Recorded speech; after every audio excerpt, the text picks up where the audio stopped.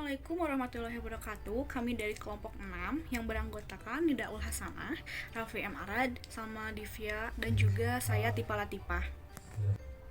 Adapun video ini dibuat untuk memenuhi salah satu tugas manajemen keuangan dari STIS TMB Bandung. Di video ini kami akan membawakan time value of money atau nilai waktu uang.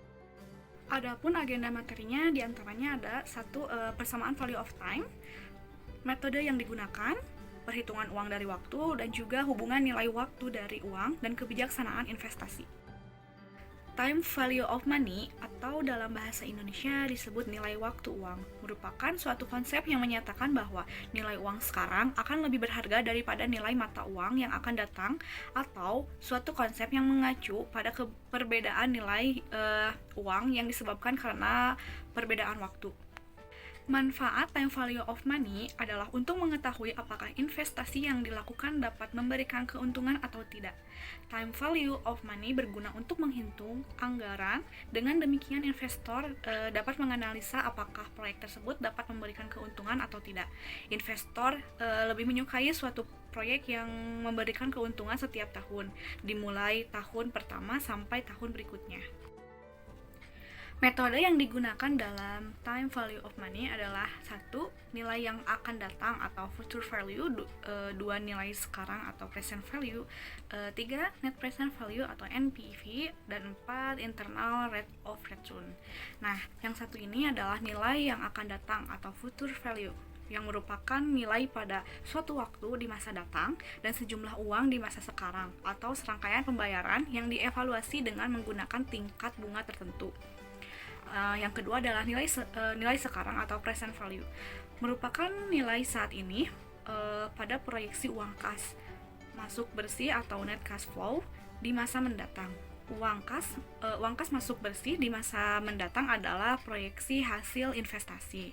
Dan yang ketiga, net present value adalah selisih antara nilai sekarang dari penerimaan dan nilai sekarang dari investasi, disebut net present value. Dan yang keempat adalah internal rate of return, adalah tingkat bunga yang bisa menyamakan antara present value dari penerimaan dengan present value dari investasi. Masa depan atau future value. Nilai uang di masa mendatang atau future value ditentukan oleh tingkat suku bunga tertentu yang berlaku di pasar keuangan. Makin tinggi tingkat bunga, makin tinggi nilai uang di masa mendatang. Berikut rumus perhitungan future value. Untuk kasusnya adalah, saat ini seseorang meminjam uang ke bank sebesar 1 juta untuk selama 1 tahun. Dengan tingkat bunga 10%, maka uang yang dikembalikannya ke bank 1 tahun kemudian adalah nilai kemudian sama dengan jumlah uang sekarang ditambah jumlah uang sekarang dikali bunga. Nilai kemudian sama dengan jumlah uang sekarang 1 juta ditambah 1 juta dikali 10%, nah ditambah 100.000, 1.100.000. Artinya uang 1 juta saat ini sama nilainya sama dengan 1.100.000 1 tahun kemudian. Yang kedua, nilai sekarang atau present value. Tingkat diskonto atau tingkat kapitalisasi, yaitu tingkat bunga yang digunakan untuk mengubah nilai masa depan menjadi nilai sekarang.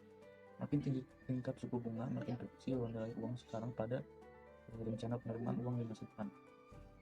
Untuk jumlah uang tertentu, ada dua rumus. Yang pertama ada untuk jumlah uang tertentu dan waktu tertentu. Yang kedua ada untuk jumlah uang dalam bentuk anuitas. Berikut contoh kasus present value untuk jumlah uang tertentu dan waktu tertentu. Seorang menginginkan punya uang sebesar 1.500.000 1 tahun kemudian. Berapa yang harus melakukan saat ini jika diketahui tingkat bunga 8% jumlah uang nanti? Jadi 1 ditambah 1.500.000 dibagi 1 ditambah 0,08% bunga. Totalnya adalah 1.388.829. Ini uang 1.500.000 1 tahun yang akan datang nilainya sama dengan 1.388.889 rupiah saat ini. Yang ketiga ada net present value.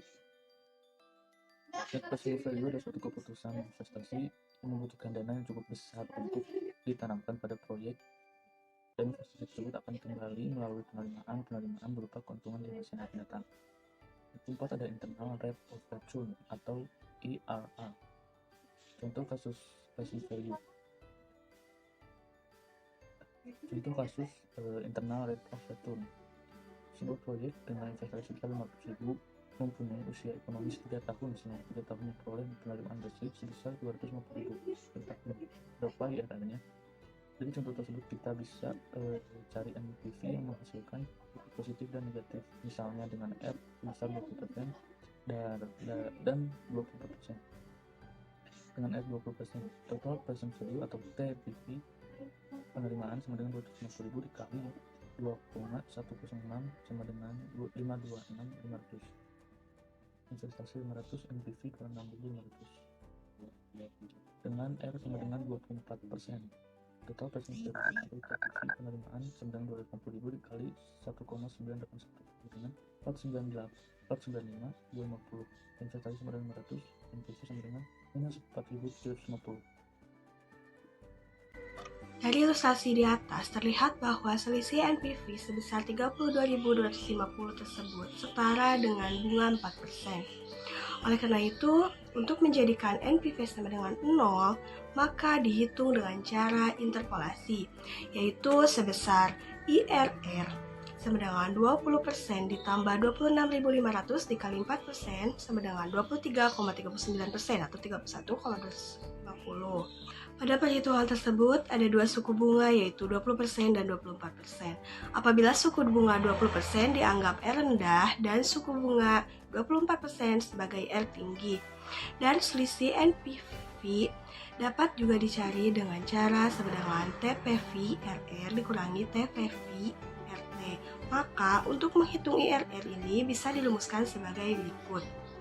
IRR sama dengan RR ditambah NPV RR dikali dalam kurung RT dikurangi RR. Dari contoh di atas, apabila dihitung dengan rumus ini akan didapatkan IRR dengan hasil yang sama, yaitu sebagai berikut. IRR sama dengan 20% ditambah 26.500 dikali dalam kurung 24% dikurangi 20% sama dengan 23,39%. Hitungan nilai uang dari waktu. Yang pertama yaitu bunga tetap. Perhitungan bunga ini sangat sederhana yang diperhitungkan dengan besarnya pokok yang sama dan tingkat bunganya juga sama setiap waktu.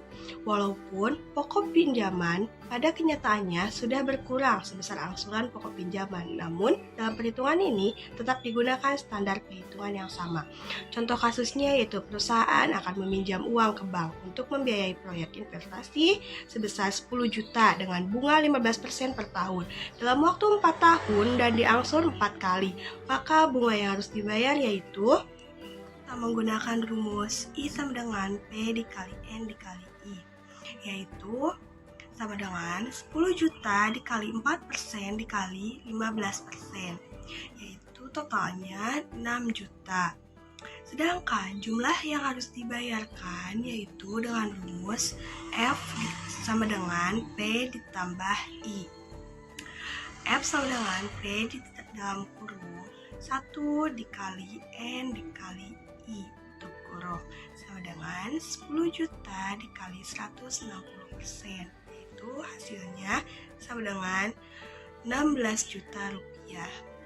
Perhitungan nilai uang dari waktu. Yang kedua, nilai majemuk atau compound value merupakan penjumlahan uang permulaan atau pokok dengan bunga yang diperoleh selama periode tertentu apabila bunga tidak diambil setiap saat.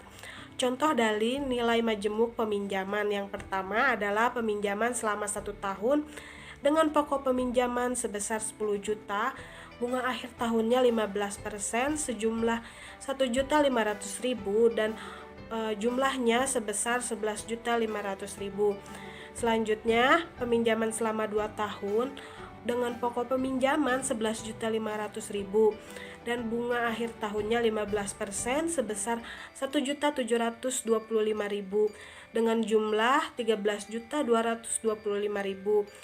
Selanjutnya, peminjaman selama 3 tahun, pokok peminjaman sebesar 13.225.000 dengan bunga akhir tahun sebesar 15% dengan jumlah Rp1.983.750